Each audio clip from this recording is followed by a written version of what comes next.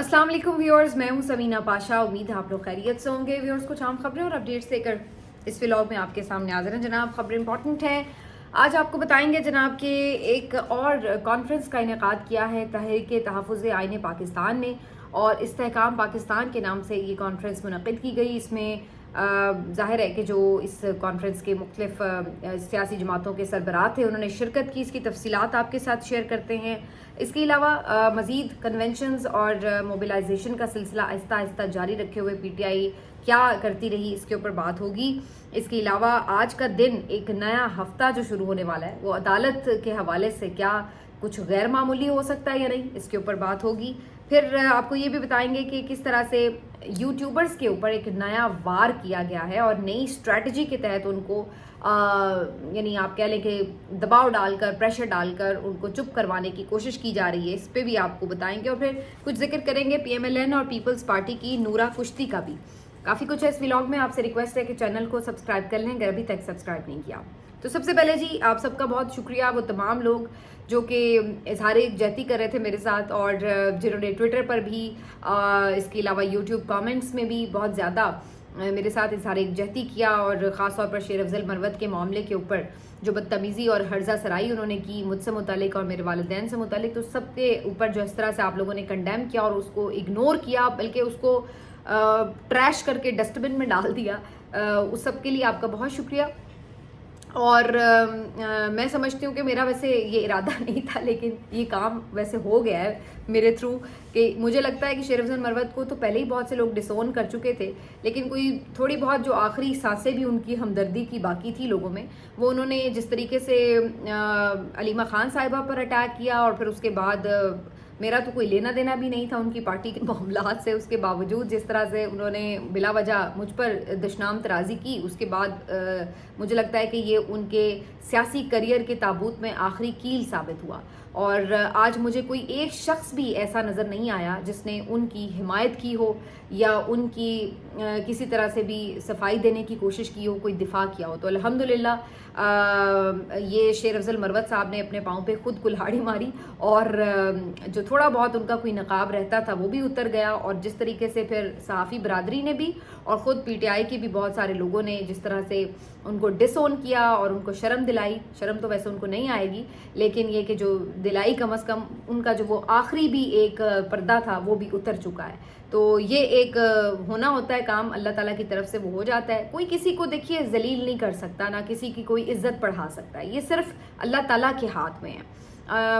आप दूसरों के ऊपर गालिम गलोच करके अगर ये समझ रहे हैं कि आपने उसको बेइज्जत किया है या इंसल्ट किया है, तो उसको क्या फ़र्क पड़ता है। मैं अल्हम्दुलिल्लाह अपने वालिदैन पर फ़ख्र महसूस करती हूँ, मेरे वालिदैन अल्हम्दुलिल्लाह मुझ पर फ़ख्र महसूस करते हैं। और किसी की इज़्ज़त ज़िल्लत, आप किसी पे बकवास करें या गालिम गलोच करें तो आप समझें कि जी आपने बड़ा कोई कारनामा कर लिया है, तो वो बेसिकली आप खुद अपने आप को एक्सपोज कर रहे होते हैं और आप खुद जलील हो रहे होते हैं। दूसरा बंदा क्या जलील होगा आपके करने से। तो ये एक बात थी जो खुद उनके ही लीडर इमरान खान ने भी उनको समझाई हुई है, बहुत दफ़ा गई हुई है, लेकिन अब पता चलता है कि वो तो शायद उनको दिल से लीडर भी ना समझते हों। ये सिर्फ एक प्लांटेड किसी एजेंडे के तहत पता नहीं आए हुए थे और अपना काम कर रहे थे। वरना तो अगर वो दिल से लीडर समझ रहे होते तो उनकी बीवी के मुतालिक, उनकी बेगम के मुतालिक और उनके फलाही प्रोजेक्ट्स के मुतालिक जिस किस्म की गुफ्तगू उन्होंने की है, मेरा नहीं ख्याल है कि कोई हकीकी वफादार बंदा इस तरह की बातें कर सकता था। तो बहरहाल गुड बाय टू मिस्टर शेर अफजल मरवत साहब। अब आ जाते हैं जी आज की खबरों की तरफ। आज ही सबसे पहले हम आपको बता दें कि PTI की तरफ से एक जो बड़ा ज़ोरदार किस्म का काम हुआ है, ये बल्कि सिर्फ PTI नहीं कहूँगी मैं, ये इस्तेहकाम पाकिस्तान जो कॉन्फ्रेंस थी बेसिकली तहरीक तहफ़्फ़ुज़ आईन पाकिस्तान के तहत मुनक़िद की गई थी, और इसमें मुख्तलिफ जो छोटी जमातें इसकी हिस्सा हैं वो भी और PTI भी, इन तमाम के जो अहम सरबराह हैं उन्होंने खिताब भी किए, बड़े ज़ोरदार और जानदार किस्म के खिताब हुए। इसमें जो साहबजादा हामिद रज़ा का खिताब है वो काफ़ी ज़्यादा अहमियत का हामिल है, उन्होंने बड़ी खुल के बातें की। इसी तरह से मुस्तफ़ा नवाज़ खोकर साहब ने जो बिल्कुल रूट कॉज है प्रॉब्लम का, उसके पर जाकर बात की कि पाकिस्तान के मसाइल का हल यही है कि बंद कमरों के फ़ैसले आप ना मुसल्लत करें। जो आइन कहता है, जो कानून कहता है, उसके मुताबिक जो अवाम की चॉइस है उसी के आगे सर तस्लीम खम करें, इसी से पाकिस्तान बहरान से निकलेगा, इसके अलावा इसका कोई हल नहीं है। دوسرا اس میں جو سلمان اکرم راجہ صاحب کا خطاب تھا وہ بڑا امپورٹنٹ تھا. سلمان اکرم راجہ صاحب نے واضح طور پر یہ بات کی کہ آپ ہمارے اوپر ظلم بھی کر رہے ہیں, ہم سے آپ جس طرح کی بھی سلوک کر رہے ہیں, اس کے باوجود ہم آپ کو مکالمے کی دعوت دے رہے ہیں, ہم آپ کو پھر بھی کہتے ہیں کہ آئیے ہم سے بات کیجیے, اور یہ آپ کو کرنی پڑے گی. آپ اگنور نہیں کر سکتے اس بات کو, نہ آپ اس کو ختم کر سکتے ہیں. تو انہوں نے کہا کہ ہم بھرپور کوشش کرتے ہیں کہ بات چیت سے مسئلہ حل ہو, لیکن اگر آپ اس طرف نہیں آئیں گے تو الٹیمیٹلی سڑکیں بہت وسیع ہیں, ہمیں الٹیمیٹلی پھر سڑکوں پر آنا پڑے گا اور پھر آپ کچھ بھی نہیں کر پائیں گے. تو یہ ہم پہلے بھی آتے رہے, ہم دوبارہ آئیں گے, بہتر حکمت عملی کے ساتھ آئیں گے, زیادہ مؤثر طریقے سے آئیں گے, اور پھر آپ کے پاس کوئی حل نہیں ہوگا. تو سلمان اکرم راجہ صاحب کہتے ہیں یہ جھوٹ اور فریب جو آپ نے اپنے ارد گرد بنا ہوا ہے یہ کتنی دیر قائم رہے گا. الٹیمیٹلی یہ تو قانون قدرت ہے بھائی, قانون فطرت ہے, اس کا تو کوئی آپ کہہ ہی نہیں سکتے کہ اس میں کوئی شک باقی ہے, کہ کوئی جھوٹ ہے تو اس کو ختم ہونا ہی ہونا ہے اور سچ کو ابھر کر سامنے آنا ہی آنا ہے. یہ ہو ہی نہیں سکتا کہ آپ تاریخ رکھیں چیزوں کو اور وہ ویسے ہی رہیں. تو انہوں نے بالکل تاریخی حوالوں کے حساب سے بڑا زبردست خطاب بھی کیا. اس کے بعد انہوں نے جو کانفرنس کے بعد میڈیا کے لوگوں سے بھی گفتگو کی, اس میں بھی انہوں نے بڑا واضح انداز میں کہا کہ جی یہ جو باتیں ہو رہی ہیں کہ جی مذاکرات, انہوں نے کہا جی کوئی اس وقت ایسے کوئی لیگل مذاکرات نہیں ہو رہے, کوئی باضابطہ بھی نہیں ہو رہے, کوئی غیر باضابطہ مذاکرات یا ملاقاتیں بھی نہیں ہو رہی. ہم اپنی کوشش کر رہے ہیں کہ جو ایک عوام کی رائے ہے اس کو سنا جائے, اس کو مانا جائے, لیکن اگر کوئی نہیں یہ کرتا تو پھر سڑکوں کا آپشن تو بہرحال موجود ہے ہی. تو سلمان اکرم راجہ صاحب جو تھے وہ بڑے کلیئر ہیں, اور ان کا یہ کہنا ہے کہ ہم مزید کچھ دیر دیکھ رہے ہیں, مزید اپنی جو اسٹریٹجی ہے اس کو بہتر کر رہے ہیں, اور اس کے بعد الٹیمیٹلی جدوجہد تو جاری رہے گی, یہ تو ختم نہیں ہوگی, یہ تو مزاحمت تو ہوگی. تو اس کے اوپر انہوں نے بڑا کلیئرلی بات کی. اب جی انہوں نے آج نور الحق قادری صاحب نے بھی خطاب کیا, اور انہوں نے بھی کہا کہ ایسا لگ رہا ہے کہ جو اس وقت کی سچویشن ہے اس میں میرے میں اتنی ہمت نہیں ہے کہ میں یزید کو یزید کہوں آج کے دور میں, لیکن جو سٹیج پر لوگ بیٹھے ہیں وہ حسینی ہیں. اور انہوں نے کہا کہ جی ہم جو ہیں اس وقت دیکھ رہے ہیں کہ جس انداز سے چیزوں کو بڑھایا گیا ہے, جو ظلم ہوا ہے, جو جبر ہوا ہے, اس میں جو حق کے ساتھ ڈٹ کر کھڑے ہیں وہ حسینی ہیں. آج یہ سلمان اکرم راجہ صاحب نے بھی بات کی کہ ایسا لگتا ہے کہ ہم مسافر ہیں, کربلا کے مسافر ہیں, کوفہ کے مسافر ہیں. اور انہوں نے کہا کہ یہ وہی میں بک بھی آج کل پڑھا, انہوں نے ذکر کیا اور کہا کہ یہ جو اس وقت کا دور ہے یہ اسی طرح ایک تاریخ دور ہے جس میں آپ کو ظلم کے حامی, ظلم سے ڈرے ہوئے اور ظلم کی حمایت کرتے ہوئے بہت سے لوگ نظر آئیں گے, لیکن الٹیمیٹلی حق ہی پریویل کرتا ہے. تو یہ تو ایک فور شور بات ہے جس پہ کوئی شک اور شبے کی گنجائش نہیں ہے. بہرحال جو لوگ حق اور سچ کی بات کر رہے ہیں ان کے لیے زمین تنگ کرنے کی کوشش, ان کے لیے رزق تنگ کرنے کی کوششیں جاری ہیں. تو یوٹیوبرز پر بھی ایک نیا وار کرنے کا پورا پلان ہے جو کہ شروع بھی ہو چکا ہے, انفیکٹ امپلیمنٹیشن اس پہ سٹارٹ ہو چکی ہے. پہلے تو آپ کو پتا ہے کہ جو حق اور سچ کی بات کر رہے تھے ان کو نوکریوں سے نکلوایا گیا, ان کے اوپر مقدمات بنے, سب کچھ ہوا, پھر بھی وہ اگر باز نہیں آئے اور حق اور سچ پر ڈٹے رہے تو اب نیا پینترا بدلا گیا. انہوں نے کہا کہ جی نوکریوں سے نکلوانے کا تو ان پہ اثر ہی نہیں ہوا, کیونکہ یہ لوگ تو اپنے اپنے یوٹیوب چینل کھول کے بیٹھے ہیں. اس سے اگر بہت کچھ لوگ تو خیر ماشاءاللہ بہت اچھا کما رہے ہیں, کچھ لوگ جو ہیں وہ بہت کم بھی کما رہے ہیں, لیکن بہرحال اپنا کوئی دال دلیا تو کر ہی رہے. تو انہوں نے کہا کہ جی اس سے تو انہیں اثر نہیں پڑا, لہٰذا ان کا یوٹیوب چینل جو ہے وہ فائر وال کی زد میں لایا جائے. پھر فائر وال لگائی, اس سے ویوز گرے, اس سے مزید ظاہر ہے معاشی طور پر میں بھی سفر کر رہی ہوں, بہت سے اور میرے طرح ساتھی اور سفر کر رہے ہوں گے. اس کے بعد انہوں نے اب نیا حل نکالا ہے, وہ یہ کہ جو تھوڑا بہت بھی یوٹیوب چینل چل رہا ہے اور تھوڑی بہت بھی جس سے ارننگ ہو جاتی ہے, جس سے کم از کم ہمارے گھر کے خرچے چل جاتے ہیں, تو انہوں نے کہا جی اس کو بھی کسی طرح بند کیا جائے تاکہ یہ لوگ اس خوف اور اس ڈر سے جو ہے وہ منہ بند کر لیں. تو اس سلسلے میں اب یہ نیا وار آزما رہے ہیں, اور بہت سے یوٹیوبرز جو ہیں یا یوٹیوب پہ اپنی جرنلزم کرنے والے صحافی جو ہیں ان کے اوپر انہوں نے کیا کیا ہے کہ ان کے اکاؤنٹ فریز کرنے شروع کر دی ہیں, اکاؤنٹ منجمد کرنے شروع کر دی ہیں, سیز کر دی ہیں. تو اس میں بہت سے صحافیوں کے نام آ رہے ہیں جن کے عمران ریاض کے تو خیر بہت پہلے سے ہی انہوں نے کر دیے تھے, اس کے بعد سمیع ابراہیم صاحب بھی اسی اس سے گزرے, اب مزید کچھ لوگوں کے نام بھی سامنے آ رہے ہیں. ثناء اللہ صاحب جو ڈان نیوز کے صحافی ہیں ان کی یہ سٹوری ہے, وہ تو اسد دور کا بھی نام لے رہے ہیں, صدیق جان کا بھی نام کچھ لوگ لے رہے ہیں. میں اب مزید نام نہیں لوں گی, مجھے نہیں پتا کہ یہ لوگ خود اپنے نام لینا چاہتے ہوں یا نہیں, تو اس لیے میں باقی کچھ لوگوں کے نام نہیں لوں گی, لیکن یہ نام ایسے ہیں جو آلریڈی سرکولیٹ ہو رہے ہیں. تو کہنے کا مقصد یہ ہے کہ اب اس میں سننے میں یہ آ رہا ہے کہ تقریباً 2 درجن سے زائد صحافی ہیں یا ڈیجیٹل میڈیا پر کام کرنے والے وہ لوگ ہیں جن کی لسٹ تیار کر لی گئی ہے، اور ان کے جو اکاؤنٹس ہیں وہ فریز کر دیے جائیں گے تاکہ وہ اپنی جو ارننگ ہے یوٹیوب کی وہ حاصل نہ کر سکیں۔ اور صرف ایسا ہی نہیں کہ ان کے اکاؤنٹ فریز کیے جائیں، کیونکہ یہ تو بڑا آسان ہے ان کے لیے کہ چلو بھائی وہ اپنے کسی بہن بھائی کے اکاؤنٹ میں، یا میاں ہے تو بیوی کے اکاؤنٹ میں منگوا لے۔ تو انہوں نے کہا جی ان کے سارے جو گھر والے ہیں، رشتہ دار ہیں قریبی، ان کے بھی اکاؤنٹ فریز کر دیے جائیں تاکہ ان کے بھی اکاؤنٹس کے تھرو یہ پیسے نہ لے سکیں اور ان سے بھی اپنی ارننگ نہ حاصل کر سکیں۔ تو اب آپ اندازہ لگا لیجئے فسطائیت کا کہ یہ کس لیول تک چلے گئے ہیں۔ یعنی یہ لوگ سمجھتے ہیں کہ زندگی اور موت بھی ان کے ہاتھ میں ہے اور رزق بھی ان کے ہی ہاتھ میں ہے، کہ اگر یہ اس طرح کے فسطائی ہتھ کنڈے آزمائیں گے تو کوئی کما نہیں پائے گا، اپنا گھر نہیں چلا پائے گا، تو الٹیمیٹلی وہ خاموش ہو جائے گا، سجدہ ریز ہو جائے گا کہ بھائی مجھے معاف کر دو اور مجھے میں نہیں آپ کے خلاف بولوں گا، مجھے کام کرنے دو، میں نے اپنے بچوں کا پیٹ بھی پالنا ہے۔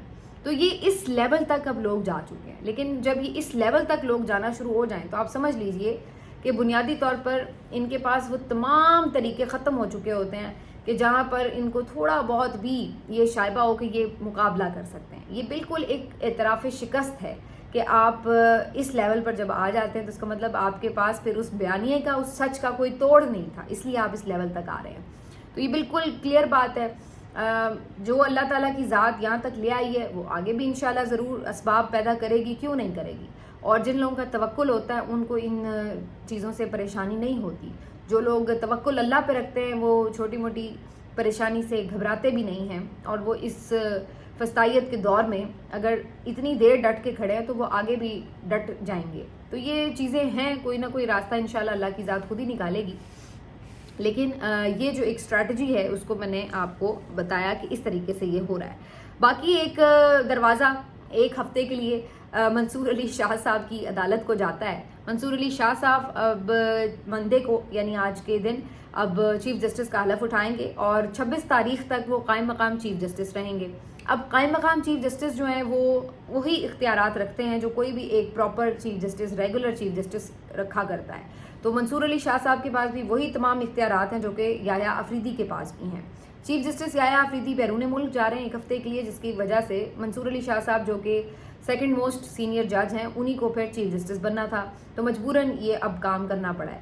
اب بہت سے لوگ یہ سوال اٹھا رہے تھے کہ جی اگر ان کے پاس وہی اختیارات ہوں گے تو کیا وہ کچھ ان یوزول کر دیں گے۔ آنیسٹلی میں آپ کو ایک اپنی رائے کا اظہار صرف کر سکتی ہوں۔ میرے خیال سے مسئلہ اختیارات کا نہیں ہوتا۔ اختیار کسی کے پاس زیادہ، کسی کے پاس کم ہوتا ہے، کسی کے پاس بہت زیادہ ہوتا ہے۔ مسئلہ اختیار کو استعمال کرنے کا ہوتا ہے۔ آپ میں اتنی جرت اور ہمت ہونی چاہیے کہ بھلے آپ کے پاس اتنا سا بھی اختیار ہو نا، آپ اس اختیار کو استعمال کر سکیں۔ اور اگر آپ میں وہ جرت اور ہمت نہیں ہے تو پھر آپ وہ اختیار چاہے کتنا ہی بڑا کیوں نہ ہو آپ استعمال نہیں کر سکتے۔ پاکستان کے وزیر اعظموں کے پاس سے زیادہ تو کسی کا اختیار نہیں ہوتا نا، چیف ایگزیکٹو ہوتا ہے وہ، لیکن وہ اتنا ڈرا ہوا ہوتا ہے کہ ہر وقت کسی آرمی چیف کے جوتے پالش کر رہا ہوتا ہے یا اس کے نیچے دبا رہتا ہے۔ تو اس اختیار کے اوپر لعنت ہی بھیجنی چاہیے۔ پھر اس اختیار کا کرنا کیا ہے اگر آپ اس کو استعمال نہیں کر سکتے، اگر آپ اپنی پاور کو اسرٹ نہیں کر سکتے اور آپ کو اس طرح جھک کے چلنا پڑے تو پھر فائدہ کیا آپ کے وزیر اعظم ہونے کا۔ تو اسی لیے چیف جسٹس ہو یا کوئی بھی اور بندہ ہو جس کے پاس جتنا اختیار ہو، اگر آپ کے پاس اتنا اختیار ہے کہ آپ اپنی مرضی کی کم از کم بات کر سکتے ہیں تو آپ اپنا وہ اختیار استعمال کر رہے ہیں تو الحمدللہ اس کا مطلب ہے آپ بہت پاورفل ہیں۔ تو منصور علی شاہ صاحب ہوں یا کوئی بھی اور ہو، ہم نے تو نہیں دیکھا کہ ان کے پاس جو اختیارات ہیں ان کو وہ اسرٹ کر پائے ہیں۔ جس وقت یہ 26ویں ترمیم کا سارا کچھ ہو رہا تھا، قاضی فائز عیسیٰ صاحب بھی اسی جا کے صف میں بیٹھے ہوئے تھے، سب کچھ ہو رہا تھا، تو اس وقت یہ بات بالکل بہت سے صحافیوں کا اور قانونی ماہرین کا خیال تھا کہ اگر اس وقت ایک میجورٹی رکھتے تھے منصور علی شاہ صاحب تو وہ الگ سے اجلاس بلا کر کچھ نہ کچھ صورتحال کو کنٹرول کرنے کی کوشش کر سکتے تھے، لیکن انہوں نے ایفرٹ ہی نہیں کی۔ وہ چپ کر کے تماشائی بن کے دیکھتے رہے کہ جی کیا ہو رہا ہے اور کس طرح عدلیہ پامال ہوئی، اور جس طریقے سے پھر اس کے بعد 26ویں ترمیم پاس ہوئی، پھر ان کی اپنی چیف جسٹس شپ بھی گئی، پھر اس کے بعد مزید نئے جج بھی بھرتی ہو گئے، اور اب وہ اتنے بھرتی ہو گئے ہیں کہ ان لوگوں کے پاس اب میجورٹی بھی اس طرح سے نہیں رہی۔ تو کہنے کا مقصد کیا ہے؟ کہنے کا مقصد یہ ہے کہ اختیار جتنا مرضی آپ کے پاس ہو، آپ کو استعمال کرنے کی طاقت، جرت اور صلاحیت ہونی چاہیے۔ وہ آپ کے پاس نہیں ہے تو پھر آپ چاہے بادشاہ بھی ہیں تو آپ بیکار ہیں میرے حساب سے۔ تو مجھے کوئی خاص امید نہیں ہے کہ اس ایک ہفتے میں کچھ بدلے گا یا منصور علی شاہ صاحب کوئی آؤٹ آف دا باکس چیزیں کریں گے۔ وہ چپ کر کے اپنا ایک ہفتے کا جو خانہ پوری والا کام ہے وہ کریں گے اور اس کے بعد واپس اپنے ریگولر بینچ میں چلے جائیں گے. باقی جی اس میں آج کی خبروں میں ایک دو باتیں اور ہیں جو آپ کے ساتھ کر لیتے ہیں. جی پیپلز پارٹی اور نون لیگ جو ہے وہ اوپر سے لڑ لیتی ہے. پیپلز پارٹی بھی بڑی دھمکیاں لگاتی ہے. آج کی خبر یہ ہے کہ ان کی آپس میں ایک میٹنگ ہو گئی ہے جس کے بعد انہوں نے معاملات طے کرنے کی کوشش کی ہے. یہ کہا جا رہا ہے کہ جی وہ بھی کوئی پاور شیئرنگ فارمولا بھی تیار کر رہے ہیں. پنجاب میں کچھ چیزیں وہ بار بار جو ڈیمانڈ کرتے ہیں پیپلز پارٹی والے, ادھر سے یہ جو نون لیگ ہیں وہ بھی کہہ رہے ہیں کہ جی نہروں کے معاملے کے اوپر جو معاملات ہیں اس کو سلجھایا جائے. اب اس کے اوپر چیزیں بڑی واضح ہو چکی ہیں. اندر سے پیپلز پارٹی بالکل ہر چیز میں اس چیز کے ساتھ ہوگی جو اسٹیبلشمنٹ کہے گی, جو نون لیگ کی حکومت کے تھرو کروایا جا رہا ہے وہ اس کا ساتھ دے گی. اوپر سے سیاسی حکمت عملی کے تحت رولا شولا ڈالتے رہیں گے. وہ آج رانا ثناء اللہ صاحب نے خود ایک پروگرام میں کہہ دیا ہے کہ جی وہ ان کی سیاسی مجبوری ہے کہ انہوں نے نہروں کی مخالفت کرنی ہے, ورنہ اندر سے انہوں نے گو ہیڈ دیا ہوا ہے. تو اس کے بعد پھر باقی کیا رہ جاتا ہے. تو اس لیے میں نے تو بہت پہلے ہی کہا ہوا ہے کہ یہ ان کا چلتا رہے گا, لیکن یہ کبھی بھی ایک دوسرے کے خلاف نہیں جائیں گے, نہ ایک دوسرے کو چھوڑیں گے. اس کے بعد جی آج ایک اور خبر یہ بھی تھی کہ جماعت اسلامی نے آج غزہ مارچ کیا اسلام آباد میں. تو جماعت اسلامی کا بھی آپ کو پتہ ہے کہ ذرا مل بیٹھ کے ہی معاملات کو حل کر لیتی ہے. وہ بھی کوئی حقیقی وہ اس طرح کی مزاحمت کرتی ہے ہمیں نظر نہیں آتی. آج اس موقع کے اوپر ریڈ زون کو سیل وغیرہ کر دیا گیا تھا تاکہ وہاں پہ کوئی مظاہرین نہ داخل ہو جائیں, لیکن ادروائز اوور آل اگر آپ دیکھیں تو یہ غزہ مارچ ہوا ہے تو کم از کم کچھ تو پاکستان کی طرف سے بھی آواز اٹھائی گئی ہے, ورنہ تو صورتحال یہ تھی کہ سرے سے نام ہی نہیں لیا جا رہا تھا. میرا خیال ہے اسی لیے جماعت اسلامی کو یہ اجازت بھی دے دی گئی ہوگی کہ چلو بھائی تھوڑی ان کی بھی سیاست ہو جائے, کیونکہ وہ تو ظاہر ہے ان کی آدھی سیاست ہی اس بات پر ہوتی ہے فلسطین کے ایشو پر, تو کچھ ان کو بھی سیاسی طور پر مل جائے اور تھوڑا سا اس طریقے سے ایک پیغام بھی چلا جائے کہ جی ہاں جی ہمارے ملک میں بھی اس کے اوپر احتجاج وغیرہ ہوا ہے. تو یہ ایک بہت ہی طے شدہ معاملات کی طرح یہ احتجاج ہوا, اور یہ غزہ کا جو معاملہ تھا اس کے اوپر انہوں نے ایک احتجاج کر لیا کہ آگے بھی وہ بڑکے شڑکے لگائیں گے, ساری چیزیں کریں گے, لیکن اس میں کوئی زیادہ سیریس لینے والی ضرورت نہیں ہے بات. تو بہرحال آج یہ جو ہفتہ شروع ہو رہا ہے یہ امپورٹنٹ ہوگا, کیونکہ ایک تو منصور علی شاہ صاحب چیف جسٹس ہوں گے, دوسرا علیمہ خان صاحبہ کی ملاقات نہیں ہو رہی, تو ٹیوزڈے کو پھر ملاقات کا دن ہے, تو پھر ایک پورا ایونٹ ہوگا. تو یہ جو چیزیں آنے والے دنوں میں کافی زیادہ اب لگ رہا ہے کہ زور پکڑنے جا رہی ہیں. ملتے ہیں آپ سے اگلے ویلاگ میں, اپنا خیال رکھیے, اللہ حافظ.